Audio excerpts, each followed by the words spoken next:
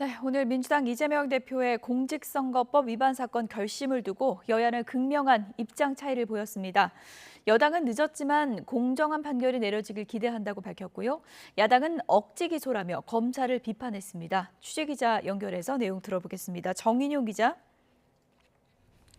네, 국회입니다. 네, 이재명 대표의 사법 리스크 분수령을 맞게 됐는데요. 여야 반응 엇갈렸죠? 네, 그렇습니다. 국민의힘은 이재명 대표 사건 재판이 더디게 진행되고 있다고 날을 세웠습니다.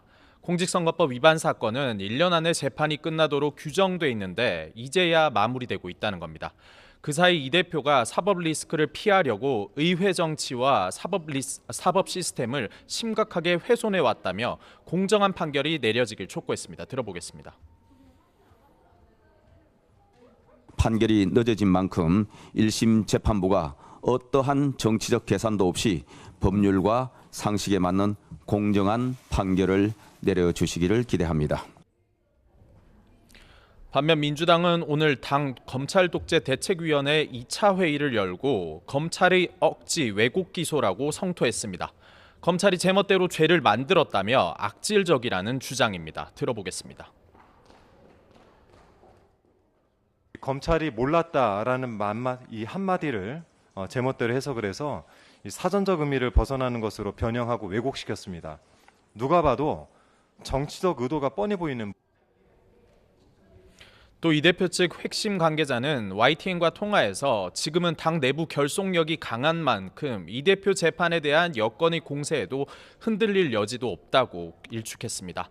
민주당은 전반적으로 이 대표 사법 리스크에 크게 신경 쓰지 않는 기류이지만 실제 유죄가 나올 경우 파장이 있을 거란 관측도 나옵니다. 네, 국민의힘 한동훈 대표가 다음 주 만찬에서 윤석열 대통령과 독대를 할지도 지금 관심이 쏠리고 있습니다. 의정 갈등의 해법을 좀 찾아야 될 텐데 친한계에서도 회의적인 반응이 나온다고요? 네, 한동훈 대표가 이면택 대한의사협회장도 만나등 의료계와 소통의 끈을 놓지 않고 있지만 아직 뚜렷한 성과는 나오지 않고 있습니다. 오는 24일 윤 대통령과 만찬이 예정된 만큼 이를 계기로 의정 갈등 문제 해결의 실마리를 찾을 수 있을지 주목되는데요. 다만 당내 친한계를 중심으로 만찬에 크게 기대감을 갖지 않는 기류도 읽힙니다. 당 지도부 핵심 관계자는 YTN과 통화에서 2025학년도 의대 정원을 두고 대통령실이 조정이 불가능하다고 선을 그어 협상의 여지가 크지 않다는 취지로 말했습니다. 만찬 자리 특성상 다수가 모인 상태에서 현안을 이야기하기 어려운 만큼 성과가 나오기 쉽지 않다는 설명도 덧붙였습니다. 하지만 윤 대통령과 한 대표가 단둘이 만나는 시간이 마련될 경우 의정 갈등 해결에 물꼬가 트일 가능성도 배제할 수 없다는 분석입니다. 국민 불편이 심화하고 있는 만큼 대승적으로 뜻을 모을 수도 있다는 겁니다. 들어보겠습니다. 정부도 의료계도 다 같이 한 발짝 물러서서 바라본다면 얽힌 실타래의 실마리를 보일 것이고 그러기 위해서는 협의체 참여가 먼저입니다. 이것이 국민의 생명을 구하고 민심의 불안을 안심시키는 유일한 방법입니다.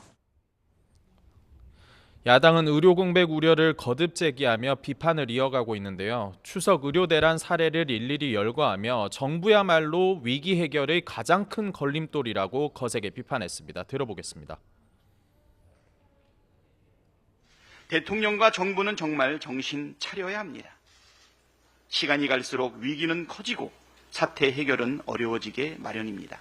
윤석열 대통령은 국민 목숨을 볼모로 한 도박을 중단하고 그러면서 지금이라도 정책 실패를 인정하고 책임자를 문책해야 한다고 재차 주장하기도 했습니다. 지금까지 국회에서 YTN 정인용입니다.